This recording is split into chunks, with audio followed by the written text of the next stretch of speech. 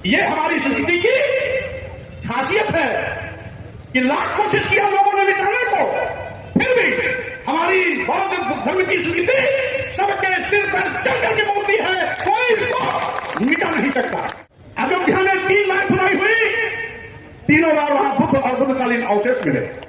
पांच जैसे मुट्ठी भर लोगों का देश, जहां का राष्ट्र बौद्ध धर्म है, तकनीकी क्षेत्र में अमेरिका को भी शिकस्त देने की पावर रखता है।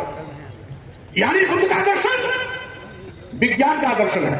आप जानते हैं विश्व में भारत की पहचान तथागत बुद्ध से है और बुद्ध के दर्शन से। विश्व के किसी कोने में पुरातत्व विभाग की खुदाई करता है तो वहां पर बुद्ध की प्रतिमाएं मिलती हैं, बुद्ध की मूर्तियां मिलती हैं। हम उस भारत से आए हैं जहां बुद्ध पैदा हुए थे, और जहां बुद्ध की बात होती है वहां युद्ध की बात नहीं हो सकती है। ये भारत की पहचान बुद्ध से है। विश्व बौद्ध महासम्मेलन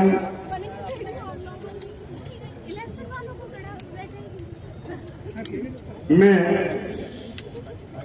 हमारे बीच उपस्थित भारतीय संविधान निर्माता परम पूज्य बाबा साहब डॉक्टर अम्बेडकर जी के पौत्र, जिन्होंने स्वयं इनके परिवार के लोगों ने, क्योंकि बाबा साहब के निर्माण के बाद ये पैदा हुए थे तो परिवार के लोगों ने ही इनका नाम भीमराव डॉक्टर अम्बेडकर रखा। हमारे बीच में विराजमान है, आपको संबोधित कर चुके हैं। इसके साथ ही साथ हमारे बीच में हम सभी को आशीर्वचन देने के लिए यहां पर विराजमान पूज्य भिक्षुगण एवं भिक्षुणीगण, सभी देश के विभिन्न प्रदेशों से आए हुए सम्मानित अतिथिगण,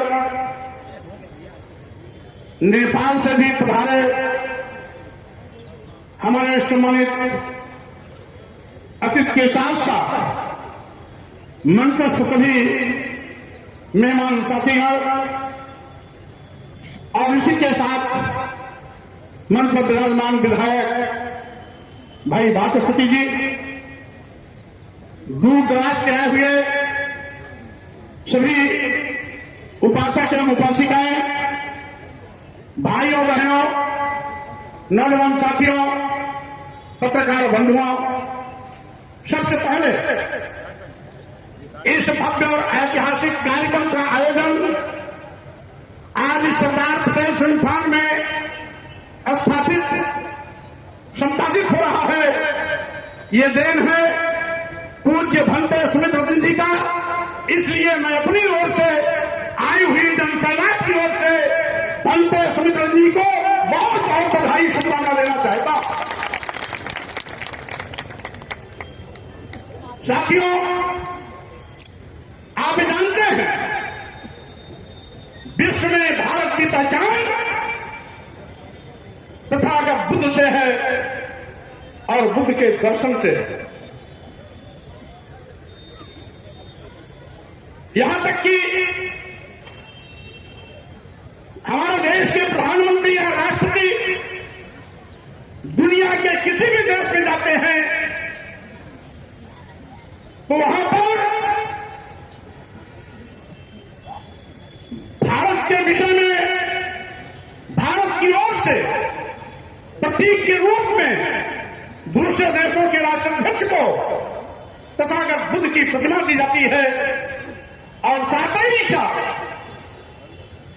जब कभी शांति की बात आती है तो हमारे देश के प्रधानमंत्री जी भी कहते हैं, हम उस भारत से आए हैं जहां बुद्ध पैदा हुए थे, और जहां बुद्ध की बात होती है वहां युद्ध की बात नहीं हो सकती है।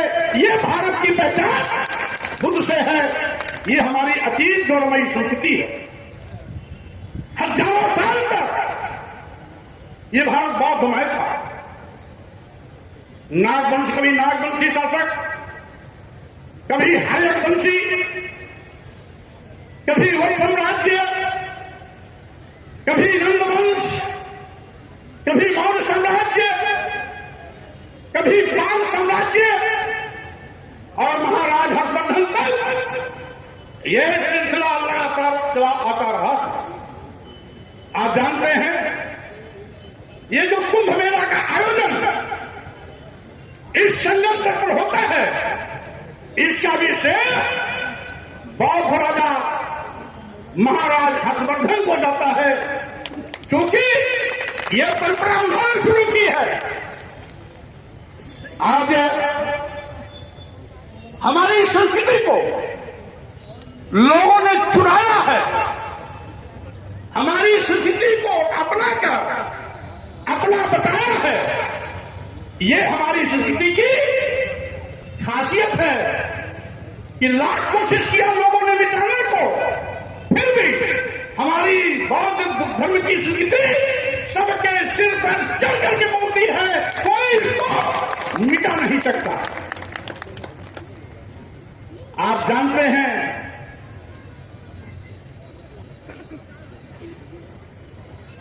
आज लगभग 60 देश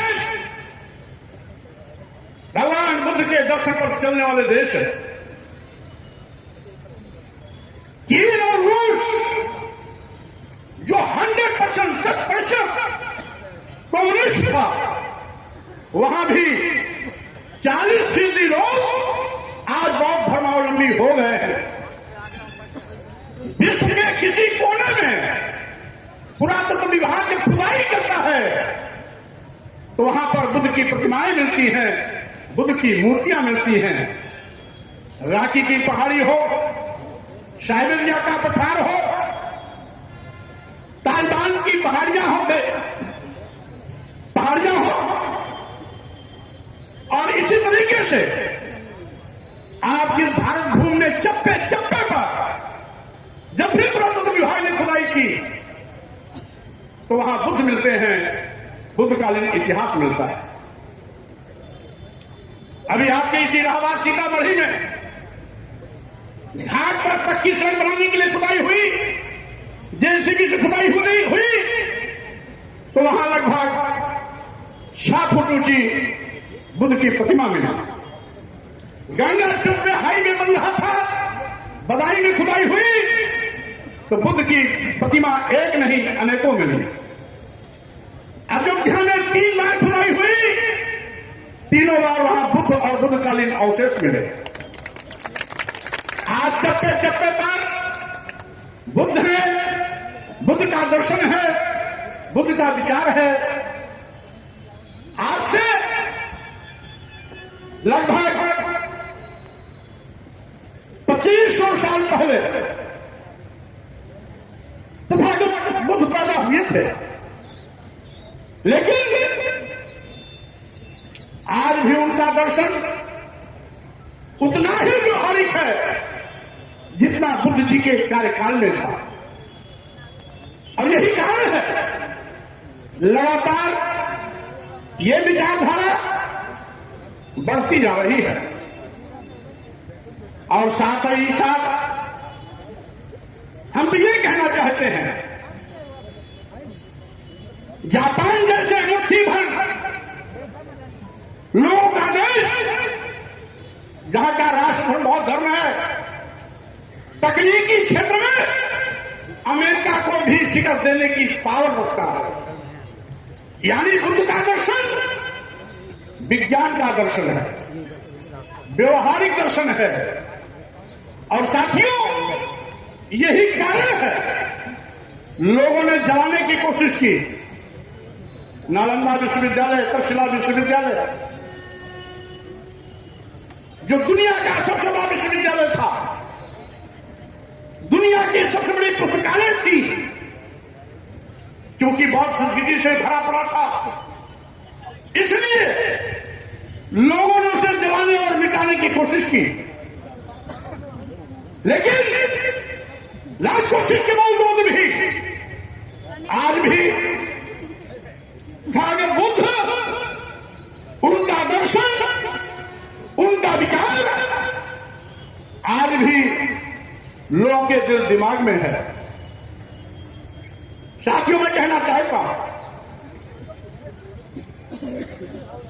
सम्राट अशोक जिन्होंने तथागत बुद्ध के विचारों को दुनिया में प्रचारित और प्रसारित करने के लिए अपने बेटे और बेटी को सत्ता सुख से वंचित कर बौद्ध धर्म के प्रचार और प्रसार में भेजने का काम किया। उस समय सोचिए, वो सम्राट अशोक जिसके भारत में अफगानिस्तान भी था, पाकिस्तान भी था, बांग्लादेश भी था, म्यांमार भी था, भूटान भी था, नेपाल भी था, वो अखंड भारत, इसने विशाल अखंड भारत का शासक सम्राट अशोक ने अपने बेटे महेंद्र संघमित्रा को उस समय लंका भेजा था तथा बुद्ध के विचारों को फैलाने के लिए। यही नहीं साथियों, इस देश में बुद्ध का दर्शन है क्या? वो दर्शन है करुणा, मैत्री, बंधुत्व यानी प्यार का, भाईचारे का। बुद्ध के दर्शन में हम सब समान हैं, मानो एक समान की विचारधारा ही बुद्ध का दर्शन है। जात पात, छुआछूत, ऊंच नीच का कोई स्थान नहीं, सभी इंसान बराबर हैं। और इसीलिए आज यह बौद्ध दर्शन पूरे विश्व में नित्य प्रति प्रचारित और प्रसारित होता जा रहा है। साथियों, समय समय पर हमारे देश के संतों, गुरुओं, महापुरुषों ने भी इस विचारधारा को आगे बढ़ाने की कोशिश की। सम्राट अशोक से लेकर राजा हर्षवर्धन तक बड़े पैमाने पर तथागत बुद्ध के विचारों को जन जन तक पहुंचाने का प्रयास किया।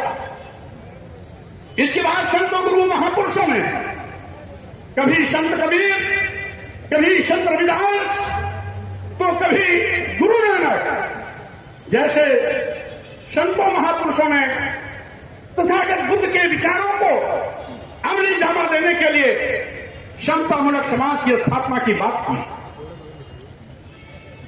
आगे चल करके हमारे महापुरुषों की इसी विरासत खाते को सामाजिक परिवर्तन के महानायकों ने ज्योतिबाराव फुले के रूप में, छत्रपति शाहूजी महाराज के रूप में, सावित्रीबाई फुले, फातिमा शेख के रूप में, भारतीय संविधान निर्माता परम पूज्य डॉक्टर अंबेडकर, पेरियार रामास्वामी नायकर, नारायण गुरु, संत गाडगे के रूप में इस कर्म को आगे बढ़ाने का निरंतर प्रयास किया। उत्तर भारत में बीजेपी सिंह यादव, तो माननीय रामस्वरूप वर्मा जी, तो बिहार में लेनिन कहे जाने वाले शहीद जगदेव प्रसाद कुशवाहा जी ने भी इसी समतामूलक समाज की स्थापना के लिए हंसते हंसते अपनी शहादत दी थी। इन तमाम महापुरुषों, सामाजिक परिवर्तन के महानायकों, संतों, गुरुओं की इसी विचारधारा को सामाजिक परिवर्तन आंदोलन के रूप में मानवर कांशीराम जी ने सम्मान स्वाभिमान की भूख जगाने के लिए, सत्ता शासन में हुक्मरान बनाने के लिए, अपना खोया हुआ गौरव वापस लाने के लिए निरंतर संघर्ष किया। इसलिए मैं अपनी ओर से, आज सब लोगों की ओर से अपने महापुरुषों को कोट नमन करता हूं, वंदन करता हूं, जिनके बलबूते पर आज ये सोता हुआ समाज सम्मान और स्वाभिमान के लिए ताल ठोकर के खड़ा हो गया। साथियों, मैं कहना चाहता हूं, आखिर आज हो क्या रहा है? जिन्होंने हमेशा समाज को बांटा, टुकड़े टुकड़े में किया, वो लोग हमें उपदेश दे रहे हैं, क्या जानते हैं? बटेंगे तो कटेंगे। क्या उपदेश दे रहे हैं? बटेंगे तो कटेंगे। हमारे माननीय मुख्यमंत्री जी भूल गए कि करोड़ों नौजवान बेरोजगार हो गया, भूखमरी के शिकार लोग 5 किलो 10 किलो चावल पाने के लिए लाइन लगा रहे हैं, गरीबी चरम पर है, कालाबाजारी चरम पर है, छुट्टा जानवर लोगों की फसल को चलकर चौपट कर दे रहे हैं। ये भूल गए। नारा क्या दे रहे हैं? बटेंगे तो कटेंगे। इनका समर्थन कौन कर रहा है? आरएसएस के सह सर संचालक हसबोले जी। हसबोले जी कह रहा मैं समर्थन कर रहा हूं। अरे हसबोले जी और मुख्यमंत्री जी, मैं पूछना चाहता हूं, समाज को ब्राह्मण, क्षत्रिय, वैश्य, शूद्र में किसने बांटा? समाज में, समाज को जाति और पार्टी में किसने बांटा? समाज को ऊंच और नीच में किसने बांटा? समाज को छूत और अछूत में किसने बांटा? आप उल्टा सेकी बढ़ा रहे हो। समाज को बांटने का पाप आपने किया, आपके धर्म के ठेकेदारों ने किया। अपने पाप को, अपने पाप का चादर दूसरों पर डालने की कोशिश मत करो। और यही नहीं, 6,743 जातियों का निर्माण किसने किया? ब्राह्मणों में भी एक जात नहीं है, वहां पर है 3, 13 और उसके आगे कुछ ऐसी जातियां हैं जिसमें 3 वाले, उसमें कुछ ब्राह्मण की ऐसी जातियां हैं जिनकी लड़की लड़के की शादी आपस में नहीं होती। एक हमारे चित्रकूट वाले बाबा हैं, वो कहते हैं सरजू पारी ब्राह्मण सबसे उच्च ब्राह्मण है और पूरे देश के ब्राह्मण नीच ब्राह्मण है, ये कहते हैं। तो ब्राह्मणों में भी उच्च और ब्राह्मणों में भी नीच, ये बांटा कौन बांट रहा है? मैं कहना चाहता हूं, जातियों में भी जातियां, ये किसने किया? यही लोग जो कह रहे हैं बटेंगे तो कटेंगे, और आपने तो हद कर दी। धर्म का लबादा उड़ने वाले लोगों ने तो यहां कह दिया कि जय बड़ा धम तेली कुम्हारा सुपर की रात कोल कलवारा। जातियों को चिन्हित करके कह दिया ये अधम जातियां हैं। ये स्वामी प्रसाद मौर्य ने नहीं कहा, भंते सुमित्र जी ने नहीं कहा, मन पर बैठे हुए हमारे किसी नेता ने नहीं कहा। किसने कहा?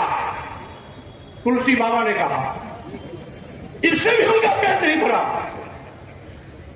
तो उन्होंने और क्या बंटवारा कर दिया कि सम्मान केवल तुम ब्राह्मण को देना, पूजे विप्र सकल गुणहीना, सकल गुणहीना यानी सभी गुणों से हीन हो, तब भी तुम विप्र की पूजा करना। और पूजे न शूद्र गुण ज्ञान न प्रवीणा, गुणी है, ज्ञानी है, ज्ञान में प्रवीण भी है, तब भी उसका सम्मान मत करना। ये कौन बाता? यही नहीं, इन्होंने तो पूरे देश की महिलाओं को, पूरे शूद्र समाज को, यहां तक कि देश की किरान में फिरती आबादी को क्या कह दिया? ये मारने, पीटने और झुटियाने के पात्र हैं। ढोल गमार शूद्र पुष्णारी सकल तारना के कर। ये किसने बांटा? और इनसे भी बड़े एक बैठे हुए हैं जिसको कहते हैं मनु महाराज। मनुस्मृति में क्या लिख दिया कि शूद्रम तु कार्येत दास्यम कृतम अकृतम हुआ दास्यैव तो जन्मना ब्राह्मण तु स्वयं हुआ। यानी ब्राह्मण स्वयंभू तक की ताकत है, उसे कुछ करने की आवश्यकता नहीं है, लेकिन शूद्र को गुलामी करनी है, क्योंकि गुलामी करने के लिए ही शूद्र को पैदा किया गया है। यानी कौन बांट रहा है? ये शूद्र समाज को गुलाम कौन बनाने का सर्टिफिकेट दे रहा है? महिलाओं को, शूद्रों को मारने, पीटने, प्रताड़ित करने का लाइसेंस कौन बांट रहा है? तेरी कुम्हार, सुपथ, किरात, कौन तलवार को अधम जात होने का प्रमाण पत्र कौन जारी कर रहा है? मुख्यमंत्री जी हद बोले जी, जरा इतिहास के ज्ञान न हो तो मेरी बात सुन करके अकल आ जाए तो ठीक रहेगा, समझ लोगे तो अच्छी बात होगी, आगे गलती नहीं करोगे। तुम्हारे बाप दादा पुरखों ने बांटा है और हमारे बाप दादा पुरखों ने हमेशा जोड़ा है। इसीलिए अभी नारा लग रहा था तथागत बुद्ध की करुणा हो।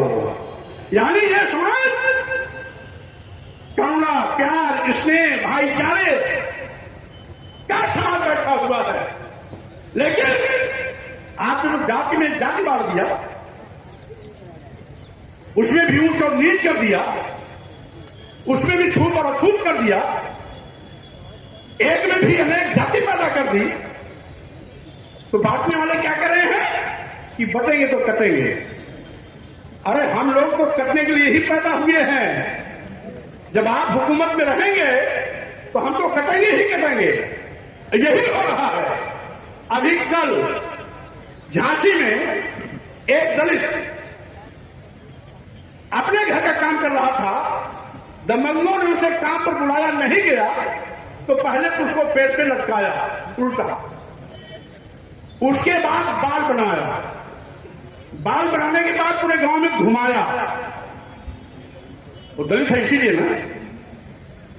इसके पहले ललितपुर में एक कुर्मी समाज के घर में नौजवान को मारे पीटे, घर का सामान लूटे और उससे भी उनका मन नहीं भरा हुआ तो जाते वक्त उसको तेल डाल करके जलाने का प्रयास किया।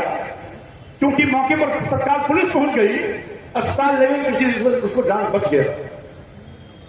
महोबा में एक चौरसिया समाज के 24 साल के लड़के को लोगों ने पीट पीट करके मार डाला। हमीरपुर में एक प्रजापति समाज के 28 साल के लड़के को दबंगों ने पीट पीट के मार डाला। आपके इसी फतेहपुर में कोरी समाज के एक नौजवान लड़के को, उसको 18 साल का लड़का था, मौके पर मैं भी गया था, इतना पीटा, पैर का नाखून निकाल दिया, मरा समझ के खुद दफनाने जा रहे थे। किसी ने 112 पुलिस को सूचना दी, मौके पर पहुंची पुलिस, उन लोगों गिरफ्तार किया, देखा उस बच्चे की सांस चल रही है, अस्पताल ले गए, किसी तरीके से बच गया। स्थानीय पुलिस को बचाना चाहती थी, क्योंकि मौके पर मेरा जाने का कार्यक्रम बन गया, एसपी को मैंने टाइप किया, उससे 308 की मुकदमा धारा बढ़ी और मेरे जाने के पहले से गिरफ्तार किया। इसी मिर्जापुर में पहले एक मौर समाज के नौजवान लड़के को, जो छात्र संघ का महामंत्री भी था, उस पर गाड़ी चढ़ा करके लोगों ने कुचल के मार डाला। एक्सीडेंट दिखाना चाहते थे, लोगों आक्रोशित होकर सड़क पे आ गए, बहरहाल पकड़े गए, वो निकले भाजपा के पदाधिकारी लोग, आप भी जेल में। अभी 10 दिन पहले 14 साल के दलित समाज के लड़के को गलासे से काट करके मार डाला। परसों एक दलित परिवार की जमीन जबरदस्ती हड़पने के लिए इतना बुरी तरीके से दबंगों ने मारपीट की कि एक व्यक्ति की तत्काल मौके पर मौत हो गई और 7-8 लोग घायल हो गए, जो अभी भी अस्पताल में एडमिट है। मैं सारनाथ, वाराणसी सारनाथ शुभपुर थाने में गया था। नितिन नाम का मौर्य लड़का 18 साल का था, उसको दबंगों ने जला करके मार डाला। इतने से भी उनका मन नहीं भरा तो उसका एक हाथ काट लिया, उसका एक पैर काट लिया। के इसी रायबरेली में अर्जुन पासी 21 साल का लड़का है, दबंगों ने पीट पीट के उसे मार डाला। एक शेड्यूल कास्ट का लड़का, दलित समाज का लड़का, रायबरेली का रहने वाला है, जो अमेठी के शेड्यूल रतनगंज थाने में अंतर्गत स्कूल संयुक्त विद्यालय जिसमें प्राइमरी जूनियर दोनों एक होता है, उसमें पढ़ाता था, उसको गोलियों से भून दिया। यही नहीं, उसकी पत्नी उसके 2 बच्चों को मौत के नींद सुला दिया। 4 मौतें एक हो गई। यही नहीं, गोंडा में एक दलित समाज के नौजवान को जो मात्र 22-23 साल का था, दबंगों ने पीट पीट करके मार डाला। मुख्यमंत्री जी, इनमें जितनी घटनाओं को मैंने गिनाया, 3 घटना छोड़ करके सारे घटना को अंजाम देने वाले दबंग आपकी बिरादरी के थे। जिस बिरादरी में आप पैदा हुए हो, कहते हो कि हमें क्षत्रिय समाज पर बड़ा गर्व है क्योंकि भगवान भी इसी क्षत्रिय समाज में पैदा हुए थे।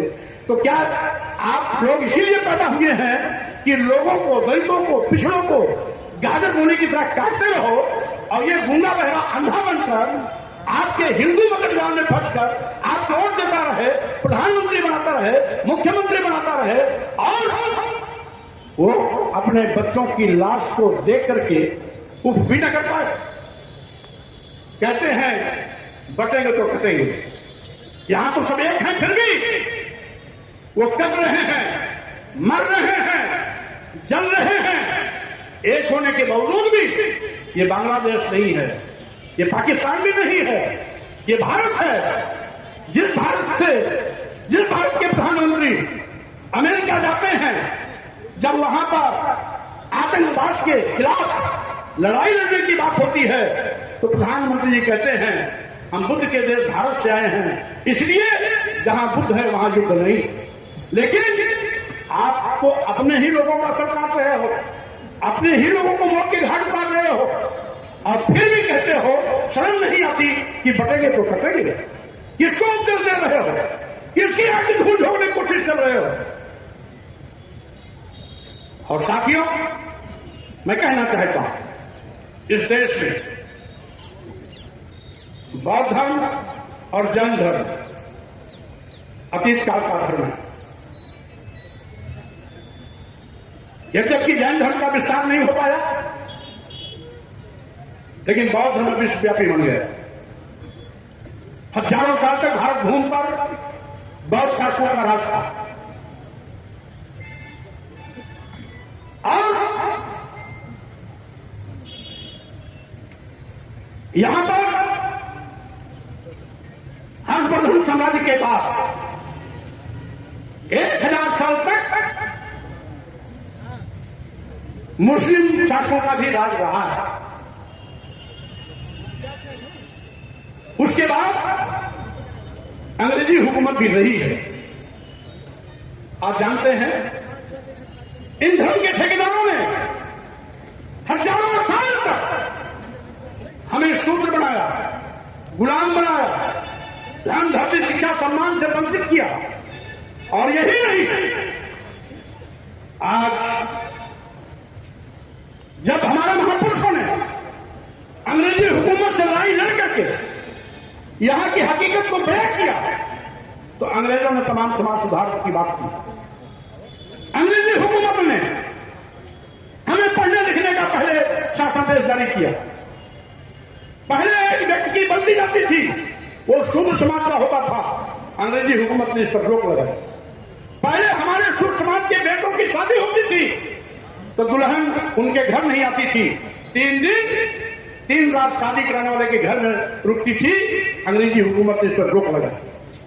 पहले बेटियों को जिंदा मार दिया जाता था, अंग्रेजी हुकूमत को बताया गया, उसने इस पर रोक लगाई।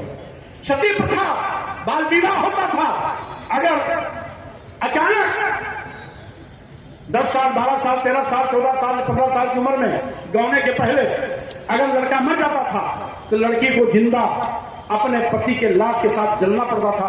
अंग्रेजी हुकूमत ने इस पर रोक लगाई। यही नहीं, कानून भेदभाव करता था, शूद्र समाज के लोगों की सजा कठोर होती थी और एक जाति विशेष के लोगों को सजा शून्य होती थी। अंग्रेजों ने बराबर कानून बनाया और उसके तहत पहला सजा हुआ बंगाल कोर्ट में नंद कुमार जी को जेल जाना पड़ा।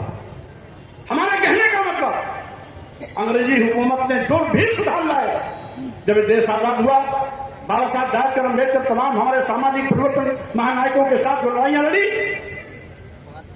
और भारतीय संविधान लागू करने का अवसर मिला, तो बाबा साहब डॉक्टर अम्बेडकर ने उन सारे अधिकारों को मौलिक अधिकार के रूप में परमानेंट इस देश के सभी लोगों को बिना भेदभाव के सबको बराबर दे दिया।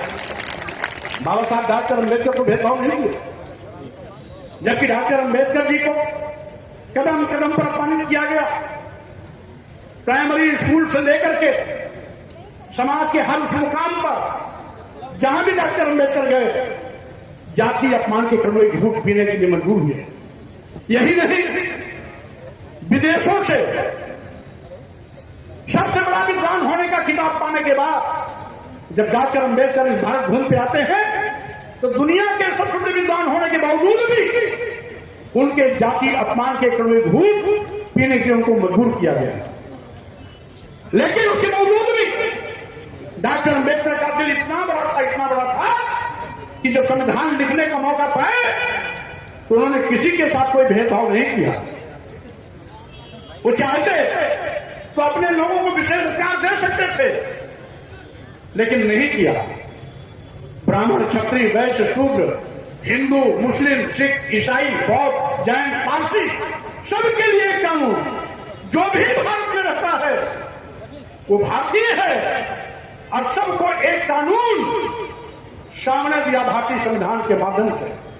सबको पढ़ने लिखने का अधिकार, सबको धन अर्जित करने का अधिकार, सबको सम्मान स्वाभिमान से जिंदगी जीने का अवसर, सभी को विकास के क्षेत्र में आगे बढ़ने का समान अवसर।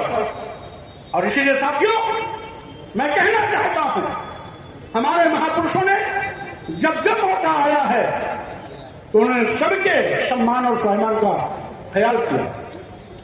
वो चाहे सम्राट अशोक रहे हों, अन्य बौद्ध शासक रहे हों, और वर्तमान में चाहे बाबा साहब डॉक्टर अम्बेडकर रहे हों, सभी महापुरुषों ने कोई भेदभाव नहीं किया। सबके सम्मान स्वाभिमान का बराबर ख्याल करते हुए सभी के हितों की रक्षा की गारंटी दी। लेकिन आज एक वर्ग विशेष के लोग काटे जा रहे हैं, मारे जा रहे हैं। वो वर्ग विशेष के लोग कौन है? वर्तमान में अनुसूचित जात, अनुसूचित जनजाति और पिछड़ा, जिसको पहले शूद्र कहा जाता था, वही आज भी काटा जा रहा है, मारा जा रहा है, जलाया जा रहा है। एक वर्ग विशेष के लोगों को, दलितों, आदिवासियों, पिछड़ों को काटने, मारने, जलाने का लाइसेंस मिला हुआ है। उनके घर पर बुलडोजर नहीं जाता है, उनके खिलाफ कठोर कार्रवाई नहीं होती है, उनके घर नहीं गिराए जाते हैं। लेकिन अगर दलित, पिछड़ा, मुस्लिम समाज का एक व्यक्ति छोटी सी गलती कर देता है तो उसके घर पर बुलडोजर चला जाता है। आखिर न्याय में भेदभाव क्यों? न्याय में भेदभाव क्यों? जब कानून सबको बराबर न्याय देने का वकालत करता है तो संविधान की कसम खाने वाले लोग संविधान के विपरीत आचरण क्यों करते हैं? ये अपने आप सोचने और समझने की जरूरत है। साथियों, मैं कहना चाहता हूं, आज के प्रवेश में जो आज पढ़े लिखे साफ सुथरे कपड़ों में बैठे हुए लोगों का हजम दिखाई पड़ रहा है, इसके पीछे हमारे सामाजिक परिवर्तन के उन क्रांतिकारी महापुरुषों का आशीर्वाद है, उनका संघर्ष है, उनका त्याग है, जिन्होंने लंबी लड़ाई लड़ करके हमारे सम्मान स्वाभिमान, धन, गति, शिक्षा, सम्मान के अधिकार को वापस लाने का काम किया। अन्यथा जानते हैं, हमें तो जानवर से बदतर माना जाता था। बाबा साहब डॉक्टर अम्बेडकर के इतिहास में तो पढ़े होंगे, महार का तालाब आंदोलन देखा होगा। उसमें कौवे पानी पीते थे, गीध और चील पानी पीते थे, सुअर नाचती थी, भैंसें लौटती थी, गाय पानी पीते थे, लेकिन उसमें शूद्रों को पानी पीने का अधिकार नहीं था। यह अधिकार बाबा साहब डॉक्टर अम्बेडकर ने लड़के दिलाया था। लेकिन आज आजाद भारत में भी आज कुछ लोग मनवादी व्यवस्था को लाने की कोशिश कर रहे हैं, थोपने की कोशिश कर रहे हैं। ये बहुत ही चिंतनीय विषय है। और ऐसे ही जो मनवादी व्यवस्था को थोपना चाहते हैं, वही हमें उपदेश दे रहे हैं कि बटेंगे तो कटेंगे। मैं कहना चाहता हूं, आज आप सत्ता में हो, गलत परंपरा मत डालो। सत्ता में बैठे हुए लोगों से मैं कहना चाहता हूं, ये गलत परंपरा मत डालो, क्योंकि तुम 5% हो, गलत परंपरा डाल रहे हो। जिस दिन 93% लोगों के हाथ में सत्ता आएगी तो तुम कहां खड़े होंगे, इसको भी सोच करके देखो। इसलिए ऐसा मत करो। जिंदाबाद जिंदाबाद। इसलिए गलत परंपरा मत डालो, संविधान के विपरीत आचरण मत करो, इंसानियत का कतलेआम मत करो, इंसानियत को जातियों धर्मों में बांट करके उनके साथ भेदभाव मत करो। इस देश का हिंदू, मुसलमान, सिख, ईसाई, पारसी, बौद्ध, जैन सभी भारतीय हैं। जो भी इस देश का है, वो भारत का जो भी है, वो हमारा भाई है। यहां का मुसलमान, यहां का ईसाई विदेश से नहीं आया है। समय समय पर किसी ने इस्लाम धर्म कबूल कर लिया, वो मुसलमान बन गया। किसी ने ईसाई धर्म कबूल कर लिया, वो ईसाई बन गया। लेकिन मूल बासिंदे हमारे भारत के हैं। कोई आदिवासी था, कोई अनुसूचित जात का था, कोई पिछड़ा था, और यही नहीं, अगले भी धर्म परिवर्तन किए हैं। आज इतिहास आप खोलेंगे तो अगर किसी क्षत्रिय ने इस्लाम धर्म कबूल कर लिया तो वहां पठान हो गए। किसी श्रीवास्तव ने इस्लाम धर्म कबूल किया, शेख हो गए। किसी ब्राह्मण ने इस्लाम धर्म कबूल कर लिया, सैयद हो गए। ये बात नहीं है, ये सभी देश के हैं। अब यही सरसंचालक श्री भागवत जी भी कहते हैं, इस देश का मुसलमान, इस देश का ईसाई बाहर के नहीं हैं, वो भारत के ही लोग हैं। अगर भागवत जी समझते हैं तो मुख्यमंत्री जी आप क्यों नहीं समझते हैं? हंस बोले जी आप क्यों नहीं समझते हैं? कम से कम अपने सरसंचालक की बात तो मान लेते। स्वामी प्रसाद गौड़ा की बात मत मानिए, लेकिन अपने सरसंचालक की बात तो मान लेते। सरसंचालक ने कह दिया कि जातियां भगवान ने नहीं बनाई, जातियां पंडितों ने बनाई। ये स्वामी प्रसाद गौड़ा ने नहीं कहा, ये भागवत जी ने कहा, संत प्रमुख भागवत जी ने कहा। अगर संत प्रमुख भागवत जी ने कहा तो उनकी बात क्यों नहीं मानते?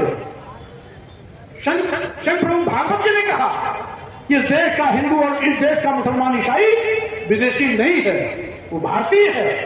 तो कम से कम प्रमुख जी की, संत के प्रमुख भागवत जी की बात मान लेते।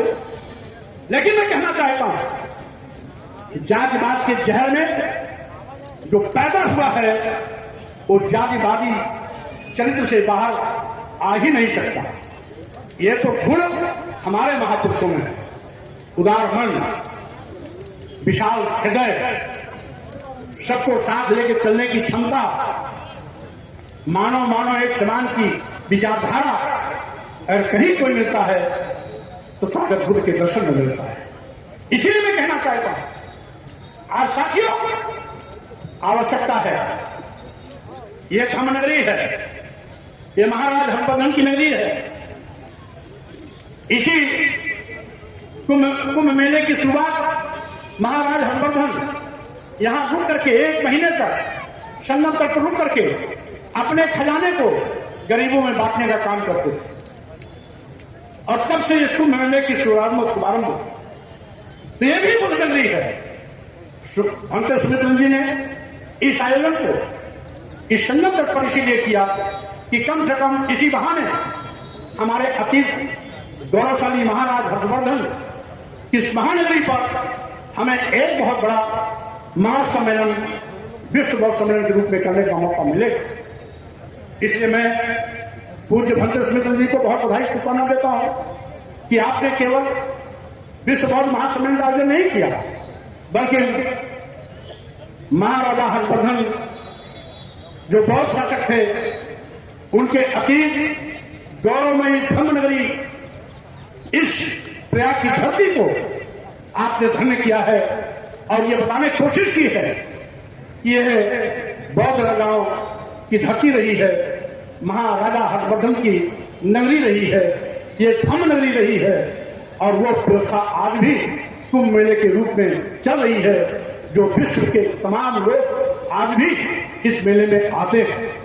मैं अपने नेपाल सहित देश के तमाम प्रदेशों से आए हुए उन अतिथियों का भी मैं अपनी ओर से भी स्वागत करता हूं, धन्यवाद देता हूं, क्योंकि मेरा छात्र जीवन इसी इलाहाबाद में बीता। सामाजिक राजनीतिक कार्यों की शुरुआत भी मेरी इसी इलाहाबाद की धरती से शुरू हुई। यही नहीं, ये इलाहाबाद नगरी इसलिए और भी महत्वपूर्ण है कि जो यहाँ का किला है, इसका शुभारंभ कभी सम्राट अशोक ने कराया था और सम्राट अकबर ने इसका पुनरुद्धार कराया। इसलिए भी यह महानगरी अतीत गौरवशाली नगरी है। हम इस संजमी को भी नमन करते हैं, क्योंकि हमारा पूरा विद्यार्थी जीवन यहाँ भी था।